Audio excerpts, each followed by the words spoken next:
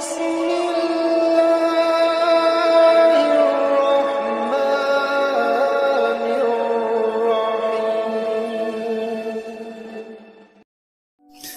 sekarang ini situasinya lebih berbahaya dari tahun 65. Dan sekarang pemetaan nasional itu persis 62, 63, 64. Aku tidak akan jelaskan, nanti jadi fitnah. Anjane saiki kira betul-betul butuh perbaikan mendasar, ibarat mobil turun mesin Indonesia ini. Jadi kita punya problem besar dalam soal ketatanegaraan. Kita punya problem besar terhadap sah tidaknya akad nikah kita pada tahun 1945 dan 28. Kita punya masalah besar terhadap struktur dan etika pembagian kerja kenegaraan kita. Negara dan pemerintah tidak ada bedanya dan seterusnya. Bahkan dalam misalnya, aku mau cerita karo Pak Mas Didi soal MK tadi, tapi tidak usah saya ngomongin kapan-kapan aja. Tapi intinya kita punya masalah ekonomi, masalah kenegaraan, konstitusi, logika, nasionalisme, kita punya masalah. Beliau ini saiki dadi alang-alang. Pak wis. Alang-alang itu lah dianggap gak produktif. Kon tak kandhani ya. Nek Merapi kate mbledos, kabeh wong di sekitar Jogja di lereng Merapi nandur alang-alang. Kok nandur alang-alang? Loh, pohon, tanaman yang punya getaran untuk menyelamatkan sekitarnya dari lahar dan wedhus gembel itu alang-alang. Dadi nek Merapi mulai apa ya apa, wong-wong nandur alang-alang, Pak. Jadi beliau bikin sanggar alang-alang itu untuk menghalangi segala kemungkinan kerusakan dan kemungkaran yang terjadi pada generasi muda dan anak-anak itu. Kemenang. Kapan-kapan kita baca bukunya Mas Iman Budi Santoso, seorang sastrawan di Jogja, senior saya, mengenai pohon-pohon, mengenai nama desa. Nek Jombang ono jenenge alang-alang Caruban. Ya, ono meneh Pengalangan, ono meneh. Jadi itu semua ada riwayatnya. Semua desa-desa di Jawa itu punya nama-nama pohon. Nama pohon itu banyak dijadikan lambang atau hikmah atau ilmu dari teritorial. Itu Mas ya. Oke. Tak persingkat gini Mas Didit ya. Saya sangat paham pemikiran Anda. Dan saya bukan tidak setuju. Kita semua standby untuk tutwuri handayani ya monggo, nek anjane sing penting iku untuk ing madya Mangunkarsa ya ayo, untuk ing ngarsa sing tulodo ya ayo, gak masalah. Nek anjane tepatnya seperti itu, ndak ada masalah. Dan memang wis wayahe. Kita butuh kongres nasional kenegarawanan Indonesia misalnya. Tak ceritani ngene. Tak mulai Pak Harto zaman Pak Harto jauh sebelum reformasi, jauh sebelum ada rame-rame di Jakarta, saya menerbitkan selebaran. Judulnya, kita memerlukan Dewan Negara, TNI harus berpihak kepada rakyat.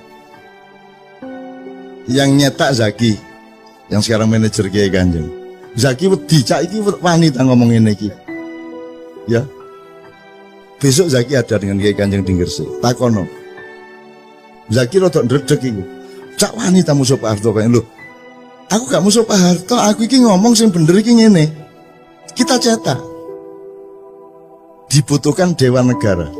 Karena pemerintahnya sedang kacau, maka yang dibutuhkan adalah level di atasnya yang mewakili nasionalisme sejati, yaitu Dewan Negara. Sekarang juga dibutuhkan itu.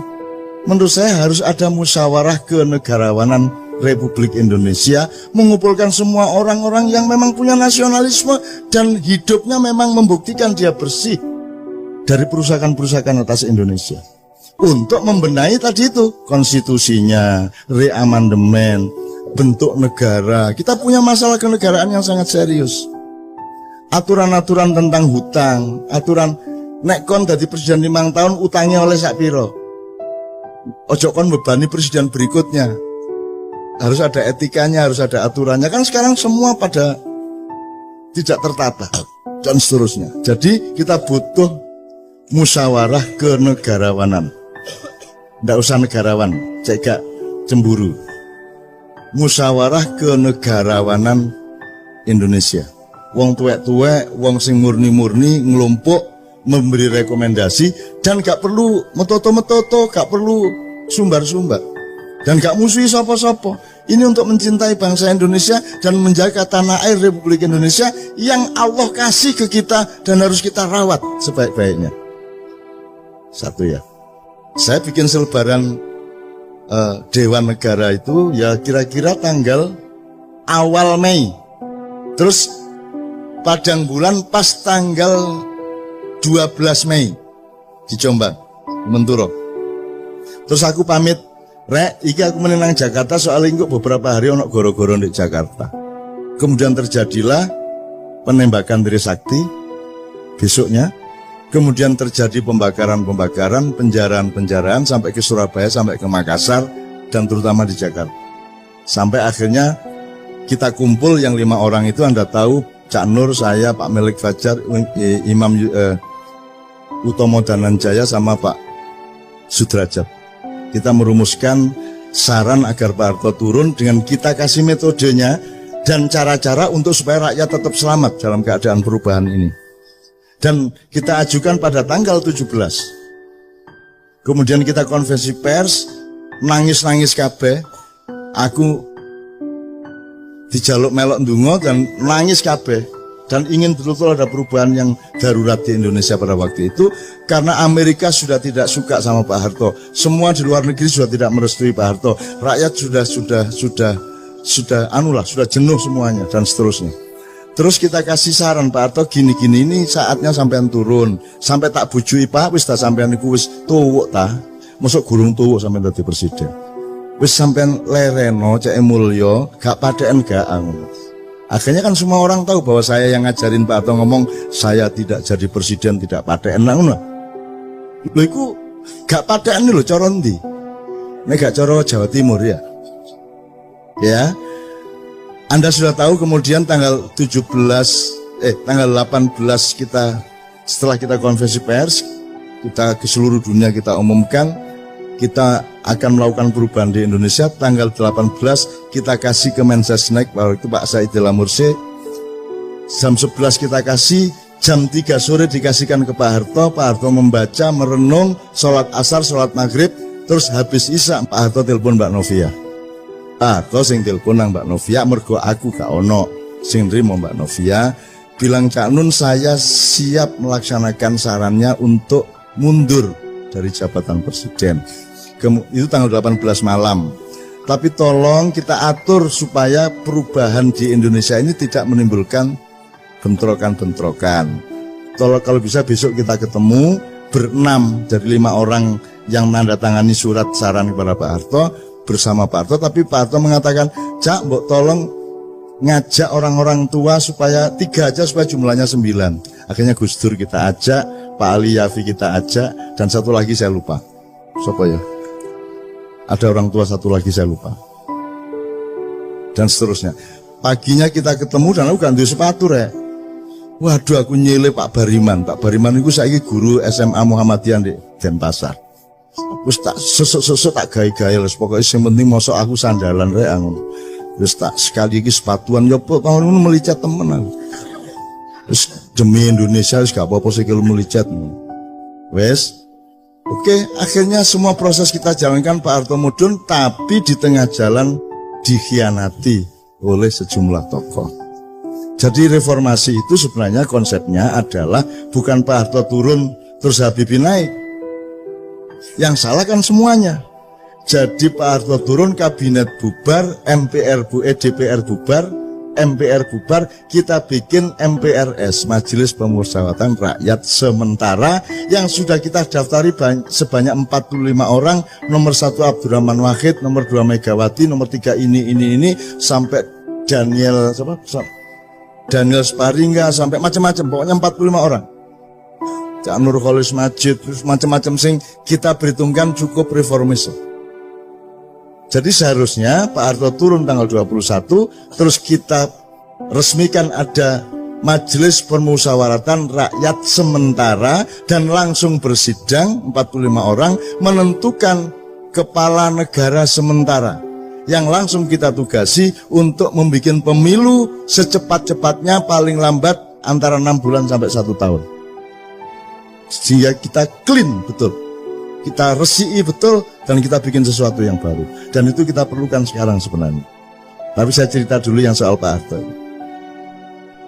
Kemudian ini dikhianati tengah jalan, akhirnya Habibie yang naik, dan Anda tidak pernah tahu dan tidak pernah ada yang meneliti, dari UNER pun tidak ada yang meneliti siapa yang sebenarnya menyusun kabinet, siapa yang waktu itu bermain. Kalau sing takon aku yang menengahi, masuk gak ditakoni tak kandak-kandak no. Itu ya. Faktanya semuanya jelas. Sampai sekarang dipersoalkan tim mawar sing apa segala macam, itu pada waktu tanggal belasan Mei waktu itu. Itu semua juga ada ceritanya. Nek awakmu tahu nang Padang Bulan zaman itu sampean rulah ceritanya. Ya, pada waktu itu siapa yang datang ke sana, saya lindungi sejak dari Juanda. Aku nyusul di Juanda itu, aku mlebu pesawat. Jadi dia mlebu pesawat ono aku. Loh, kok di sini Cak? Oh iya re, kepala bandara ya. Mboyo apa ceritanya, pokoknya aku ndek ngarepe pesawat iku, ndek ngarepe lawang dibuka terus ono ondo mudun iku, aku ndek kono. Soalnya aku nyusul ndek bandara malah masalah. Engko diketok uang, ketok wartawan segala, aku langsung ndek pesawat itu. Carane runu ya apa urusanku.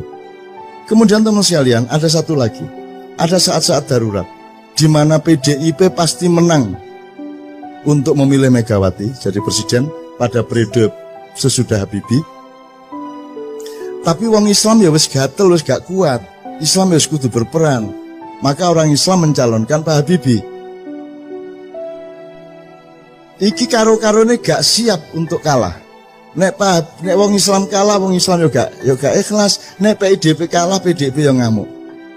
Maka kita inisiatif. Dalam satu hari saya menemui P3 ketuanya dan Golkar ketuanya, karena besok akan memilih presiden di MPR untuk memilih Habibie atau Megawati. Pokoknya tidak lama, 20 menit sama setengah jam. Terus saya malamnya datang ke Pak Harto. Saya minta Gus Dur rapat dulu di rumah Gus Dur. Gus, iki wayahe wong tuwek sing mimpin saiki. Nek sing mimpin wong loro iku engko sing iki gak trimo, sing iku gak trimo. Kudu sampean sing maju. Sampean iku sultane.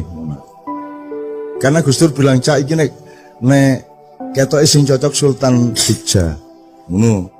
Soalnya nek Mega engko yo ngamuk, wong Islame engko nek Habibie yo ngamuk, wong PDIP ne ketoke sing netral Sultan. Aku ketemu Gus Dur awan-awan. Terus aku ngono, "Gus, nek Sultan aku gak melok ngewangi lho, Gus. Aku ro Sultan Jogja lho. Nek menurut aku durung wayahe dan gak cocok. Lah nek ngono sapa Cak sing netral? Ya Sultan sing luwih tuwek, sing temenan. Sapa? Sultan Abdurrahman Wahid." Lho iya Gus, sampean niku turunan ke-9 Pangeran Benowo yang seharusnya menjadi Raja Pajang setelah bapaknya, yaitu Mas Karebet atau Sultan Hadiwijaya. Tapi kan sampean tidak kerasan sama konflik antara Sutowijoyo dengan bapak sampean. Terus Pangeran Benowo pergi membuat pesantren di daerah Banjarnegara Banyumas. Nah saiki wis wayahe Pangeran Benowo turunane nang istana. Sampean Gus saiki wayahe. Tuh, sadurunge aku ketika dulu saya mau mengupacarai Pak Harto untuk husnul khotimah, wiritan, sholat di masjid DPR, kan gagal Mas. Gagal tuh artinya aku gak, karena koran-koran memberitakan secara sangat dipelesetkan. Aku ngomong ikrar husnul khotimah, nah Islam husnul khotimah itu konsep utamanya. Tapi di koran nulisnya pertobatan nasional Soeharto. Loh, duduk pertobatan nasional husnul khotimah.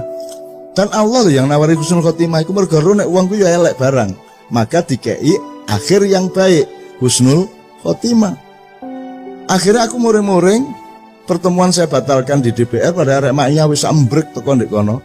Saya bilang sama wartawan, pertemuan saya batalkan, Pak Harto saya larang datang. Terus aku telepon Pak Harto di depan mereka. Pak, sampean gak usah rene. Sampean cukup wiritan sing iki karo sembahyang 2 rakaat saiki. Sembahyang duha jam 09.00 esuk. Saudara, saya tidak akan adakan pertemuan karena Anda tidak percaya kepada proses ini. Saya persilakan Anda sekarang mengadili Soeharto. Kalau Anda berhasil mengadili Soeharto, potongan kupingku karo wedi aku. Waduh nek iya temen ganti kuping ya aku. Tapi tak tekad-tekad ngomong, potongan kupingku nek kon iso ngadili Soeharto. Dan Soeharto sudah siap diadili. Wis tak gawe konsep. Saya Soeharto, mantan Presiden RI, siap untuk tidak menjadi presiden lagi. Nomor 2, saya siap untuk tidak ikut campur pada setiap pemilihan presiden. Nomor 3, saya Soeharto siap diadili oleh pengadilan negara untuk mempertanggungjawabkan tugas saya 32 tahun. Nomor 4, saya Soeharto kini siap untuk mengembalikan harta benda yang menurut pengadilan negara adalah bukan milik saya tapi milik rakyat Indonesia. Pak Harto tanda tangan. Pak Harto tanda tangan. Diwoco nggih Cak, tanda tangan langsung. Wis kari kok adili. Tuh. Akhirnya acara tak batalno. Terus aku iseng-iseng dolen nang omahe Gus Dur. Ndek Ciganjur. Tak ceritani ngene Cak. Minggu ae Pak Harto tak jake nang Masjid Istiqlal. Engko sampean teni ndek kono engko dipuacarakno ndek kono Husnul Khotimah. Loh Gus, aku gak ngongkon lho, aku gak njaluk lho Gus. Ki sampean lho sing dikarep. Iya ta Cak, wis gak apa-apa, sampean rono dhisik ngomong sampean ndek lor, aku ndek kidul. Engko aku sing nyusul Pak Harto, kowe kira-kira jam 10 wis ndek Istiqlal. Ngono. Terus seneng to hatiku. Seneng. Terus mari ngono wartawan nyerbu. Gus, katanya mau bawa Pak Harto ke Istiqlal, kata Cak Nun tadi di luar gini. Biasa Cak Nun wis ngono iku nek ngomong. Lho ya apa sih Gus Dur iki? Ya aku karo Gus Dur iku anu rek, kanca rek. Guyon, memel. Aku karo Gus Dur gak tau ngomong serius. Cerita sing gak ngene. Wes pokoke memel ngono iku guyon jombangan iku. Karena aku gak ono formal-formal, itu sahabat saya. Jadi pokoknya intinya Mas, terus aku kepeduk Gus Dur sebelum pemilihan beberapa jam, dan saya bilang sama Gus Dur, Gus sampai tadi presiden insya Allah, enggak sore. Kan pemilihannya malam Mas, enggak sore. Tiap aku njaluk loro Gus. Mergo aku sing usaha, aku sing njaluk P3 kudu milih Gus Dur. Golkar kudu milih Gus Dur. Nek kalian berdua akan mengalahkan PDIP. Masalahnya bukan saya tidak setuju Megawati, cuman situasinya tidak memungkinkan. Saiki kudu wong tuwek sing mimpin Indonesia, itu situasinya pada waktu itu. Mulanya aku menjaluk loro Gus Sarati sampean ngurusi Aceh temenan karena masih ribut terus Aceh. Nomor loro gak ono mistik, gak ono Nyai Roro Kidul. Sampean gak ruta tema iku di Indonesia. Nyai Kodil ku jek ono terus, jek digawa-gawa terus. Tapi aku njaluk Gus Dur, Gus wis gak ono Nyai Kodil. Terus Gus Dur jawab ngene karo turu ngene. Aceh gampang, Cak. Gampang ya napa wong gak beres-beres. Macem-macem tak tabok.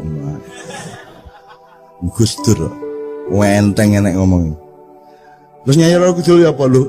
Wis tak SMS wingi, Cak. Ya apa ya? Ya apa Gus Dur? Wis tak lu di SMS ya apa? Tak kon jilbaban. Iki Gus Dur lho, idene iki lho.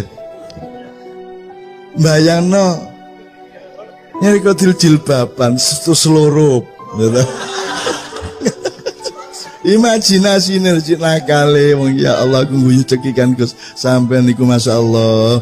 Wis nek swarga gak ono sampean lak gak enak swarga niku sangono. Wis sampean iki top wis ya bayangno Nyai gitu jilbaban niku. Dan seterusnya ya. Jadi presiden dia. Nah, itu adalah momentum-momentum darurat Mas Didit yang memang perlu kita lakukan. Dan sekarang ini sebenarnya potensinya menuju ke situ. Itu yang sampean maksud tadi. Cuman saya ini kan orang yang tidak punya api. Aku gak duwe nafsu. Bukan soal nyongok loh ya. Maksudnya saya tidak punya libido politik. Saya tidak punya sedikit pun gairah untuk mimpin negara, presiden gak duwe blas. Gak duwe blas. Soge itu gak duwe aku. Aku seneng karo kon mek ngono tok. Asik membicarakan sesuatu yang menggembirakan mek ngono tok aku. Jadi gelandangan aku gak masalah. Gitu. Jadi aku gak duwe nafsu materialisme, kekuasaan, popularitas gak duwe aku. Alhamdulillah gak duwe. Tuh.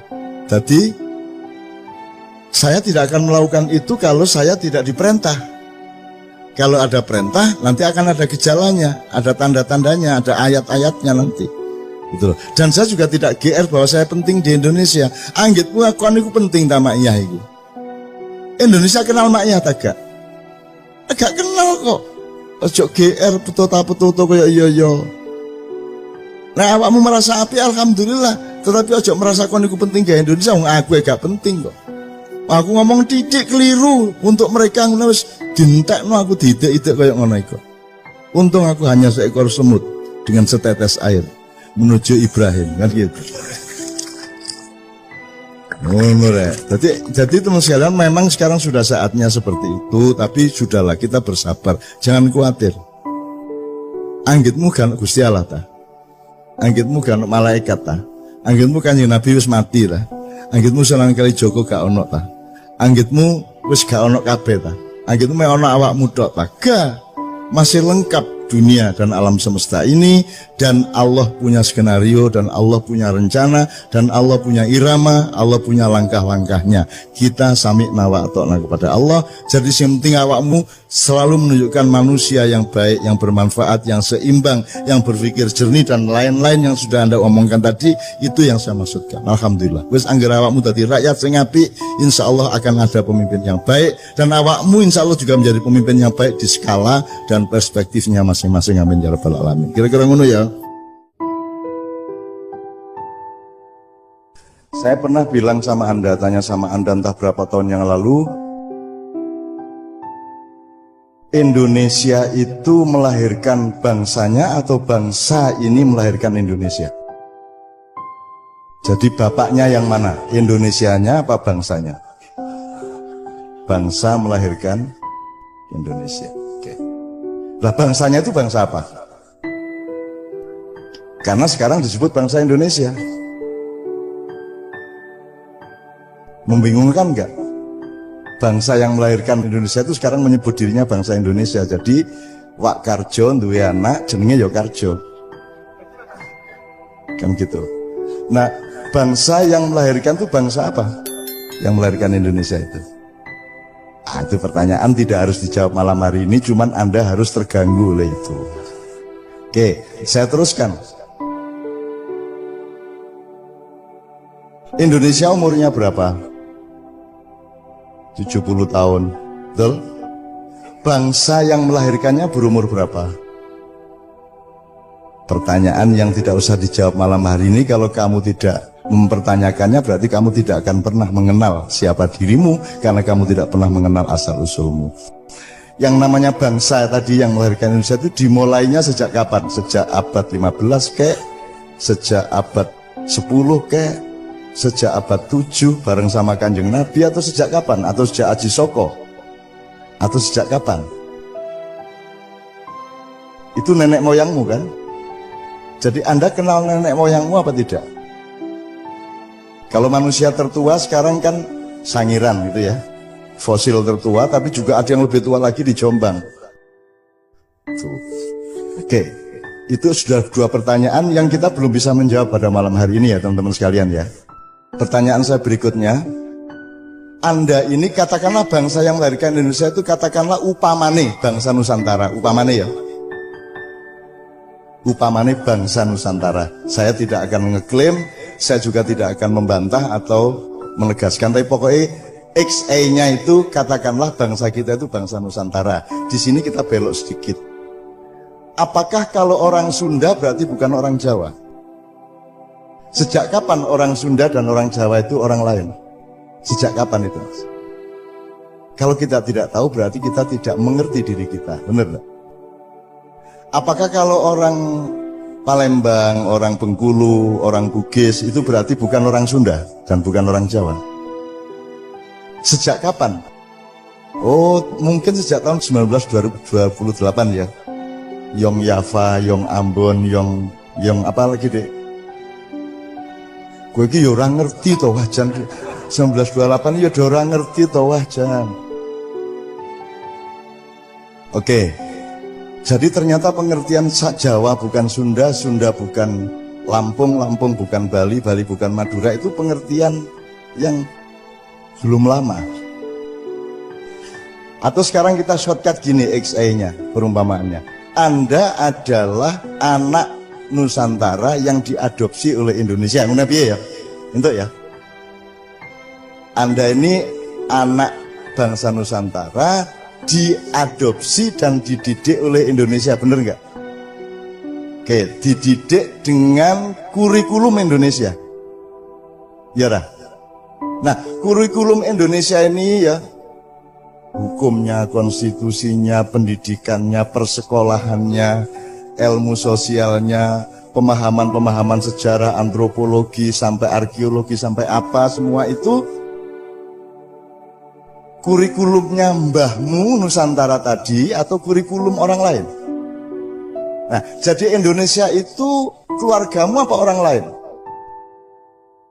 Nah, Anda yang di Fakultas Hukum tinggal lihat, ini hukum yang kamu farisi dan kamu jalankan sampai hari ini hukum adopsi atau hukum dari orang tuamu sendiri? Adopsi. Jadi Anda tidak pernah mengenal bapakmu sendiri. Ngomong hukumnya piye, politiknya piye, kepemimpinannya piye, nek nggawe kabinet piye.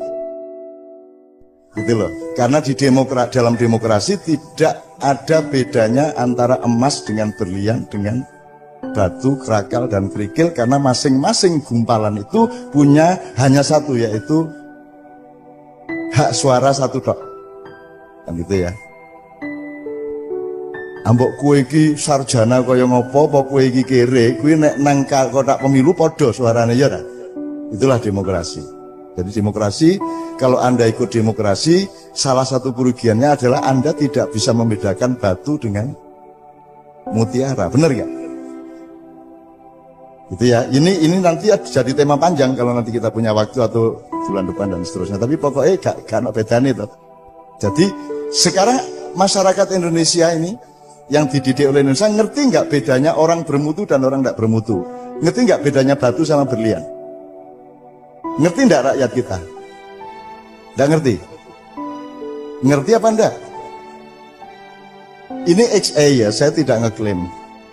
Kalau orang tidak mengerti bedanya batu dengan emas, kui resikonya apa? Kowe dikai watu ya orang ngerti nek kue watu, kue dikai emas ya orang ngerti nek emas toh. Atau kue dikai watu dicat kaya emas ya orang ngerti toh kue. Kue dikai wedhus dipupuri dadi presiden ya orang ngerti toh kue. Karena kamu tidak mengerti bedanya. Kalau raja dulu, dan harap diingat bahwa di dalam Al-Quran tidak ada negara, yang ada adalah muluk, malik gitu ya. Saya tidak mengatakan bahwa saya akan mendirikan kerajaan ya, tapi pokoknya ngono lho ya. Ngono lho ya.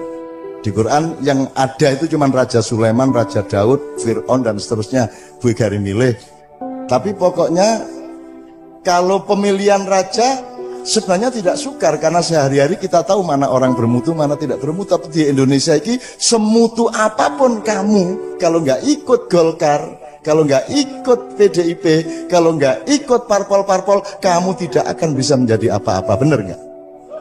Wes iki terus ke dhewe. Sebab ini simulasinya ombak banget. Nah, dengan kata lain, kalau saya tarik garis agak jauh, saya ingatkan kembali, berarti Anda ini dididik oleh bapak ibumu atau dididik oleh pengadopsi. Jadi kamu tidak mengenal apapun kecuali pendidikan adopsi tadi, benar? Jadi pengenalanmu terhadap bapakmu itu berdasarkan adopsi atau orang yang ngasuh kamu. Nah, kira-kira orang yang mengasuh kamu sekarang itu seneng sama bapakmu atau dulu menjajah bapakmu? Jadi kira-kira kayak nek ngomong bapakmu ngapusi apa tenanan? Ah, cetha wisan wis tekani. Nah, jadi sekarang jelas ya. Jadi sekarang mohon Anda belajar untuk la ilaha. Karena ilallahmu itu versi adopsi, bener nggak? Gajah Mada siapa? Belanda dulu bagaimana, nama Indonesia itu yang bikin siapa, dan seterusnya. Seluruh pengetahuanmu mengenai negaramu dan bangsamu ini berdasarkan orang yang dulu ngidak-idak mbahmu, ya rata. Ah wes, kita nggak benci loh ya. Orang Jawa kan diidak-idak malah seneng. Loh, betapa tidak ada manusia sedahsyat manusia Indonesia. Aku tahu ketemu bocah Lamongan ki nyambut gawe Arab ki nek wis panas kan nganti 55 56 lho Mas derajat Celcius. Oh, panas kaya ngono kae nyambut gawe tukang batu coba piye kuwi. Kuwi nek wong Bangladesh wis dadi areng. Kuwi caca tahan. Itu tidak merubah mentalnya, terus mereka siang istirahat 1-2 jam ke Madinah, ke masjid, ketemu saya di masjid, dan tidak terpengaruh mereka oleh kesengsaraan itu orang Indonesia. Padahal nyambut jani kaya ngono begitu ketemu is kaya pengajian NU kayak Masya Allah, Allahumma sholli ala Muhammad. Kapan sampai tutup gini Cak itu. Jadi kaya ora apa-apa kayak. Tadi saya diceritain Cak Yus, TKI kita di Malaysia itu pasang paving satu orang itu 1 hektar. Ijen. Dan dia sudah menemukan momentum dan niatnya dan tenaganya, dan dia bertekad 5 hektar tak selesaiin sendiri. Coba piye kuwi?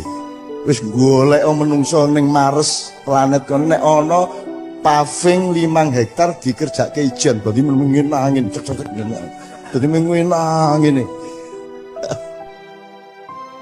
Oke ya. Oke, saya shortcut lagi. Jadi teman-teman sekalian, sekarang kalau ibarat orang sholat, ibarat hadas dan tidak hadas gitu ya, najis dan tidak najis. Saiki pendidikan adopsi tadi menurut kamu itu nek dirapoti ngono munggah kelas ora?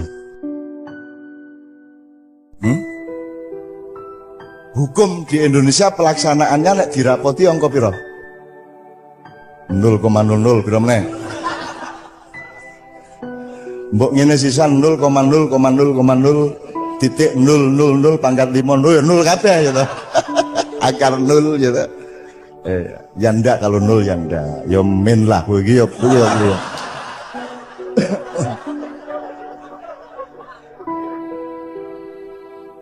Begitu juga berarti pelaksanaan agama Islam pun itu sebenarnya banyak versi adopsi. Jelas ya? Kue kerengan siji NU, siji Muhammadiyah, siji Sunni, siji Syiah. Njur bar kuwi ana ISIS, ana Sumu, ana segala macam. Itu semua versi pengadopsi. Jelas ya? Nah, teman sekalian, anggaplah berarti ada yang tidak murni, ada yang kotor, ada yang bersifat manipulasi, ada dusta, ada sesuatu yang disembunyikan, ada sesuatu yang ditutupi, ada sesuatu yang tidak jujur misalnya ya. Kalau ibarat orang mau sholat itu berarti najis apa tidak? Hidup kita sebagai anak adopsi tadi najis apa tidak? Najis hukum, najis ekonomi ya toh. Coba saiki nek kowe maca, nek kowe ndelok RCTI PMNC iki ana tokoh anyar. Kuwi saka langit langsung pidato. Saudara-saudara, supaya Indonesia bisa menjadi negara maju,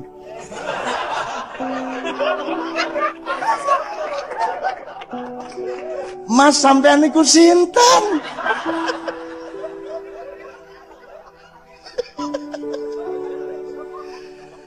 Hei, sing takon iki lho sapa, hei? Nek lerek Jawa Timur ngono iku. Kon niku lho sapa meneng-meneng ngomong ngono iku lho sapa? Iku Indonesia iki apa sih? Lha ngono iku lho. Bapak adopsimu iku kaya ngono kuwi. Nah, aku njaluk saiki ayo mulai nyedak air suci. Ya ra? Bener ra? Jadi nek ibarat kowe iki wudu selama ana republik iki, wudumu iki nganggo maul mustakmal atau maul kudus? Mustakmal. Dadi janjane salatmu iki rada medeni. Terus malaikat eleh mustakmal ra. Tur ora ming mustakmal ora ming wis tau digawe wudu campur tai, campur apa meneh Mas? Tletong campur karo-karan wis campur keringet, daki, pathek segala macam banyune kuwi sing kok nggo wudu. Maka ini akan begini terus apa Indonesia? Apa tidak ada jangkanya? Apa tidak ada periodenya? Tidak ada kolomongsonya?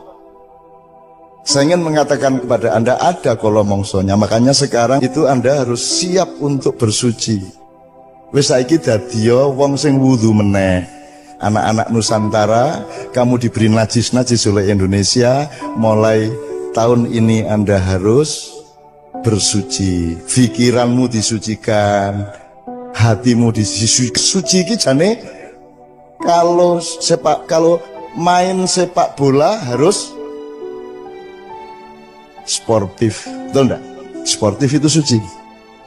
Nek diteruske, nek diperdalam, sportivitas itu suci. Kalau berpikir harus objektif. Objektif itu kena kue selulup, kue itu tekan air suci, ya ra? Nek moral kudu jujur. Jujur itu kalau Anda selulup, kue tekan air suci. Apalagi nek kesenian kudu pas. Pas itu nek nadane do ya do. Do sama dengan upamane do sama dengan apa deh? Upamane aku ora mudeng jane. Bisa aku kurung kiai Kanjeng nek sing ngomong kowe do sama dengan C ngono kae. Kok do sama dengan C? Do ya do C ya C ngono pikiranku nek ora mudeng aku. Kok do kok sama dengan C iki piye? Ngono nganti saiki ora mudeng aku. Dadi aku tahu belajar gitar ning 40 bulan iki ora iso umur go bantah bendino. Piye iki do kok C ngono aku. Bar kuwi do sama dengan lho sing tenan sing endi iki? Kan kasihan menjadi orang seperti saya itu. Nah banyak orang memahami kehidupan tuh kayak begitu tadi, kayak saya tadi. Itu teman sekalian. Oke.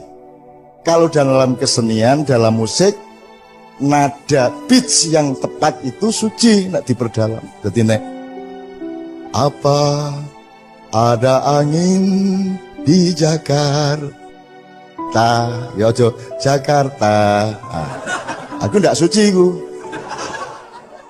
Jelas ya? Kesucian itu sederhana.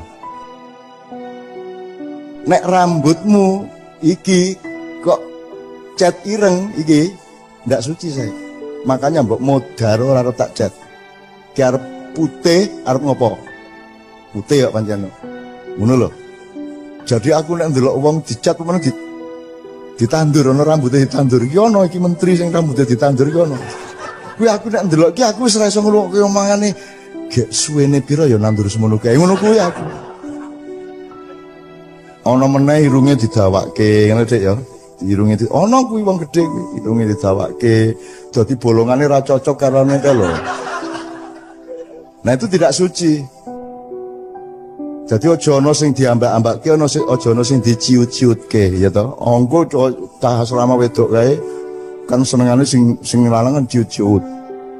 Terus engko ngobrol, si tukang sabune ngomong, "Wah, niku nek cah asrama lanang niku pokoke golek niku sing ciut-ciut." Ngono kuwi to. Terus cah asrama wedok, "Apa yo? Iya." Terus ana primadonane teko. "Mosok sih?" Ngono kuwi ta.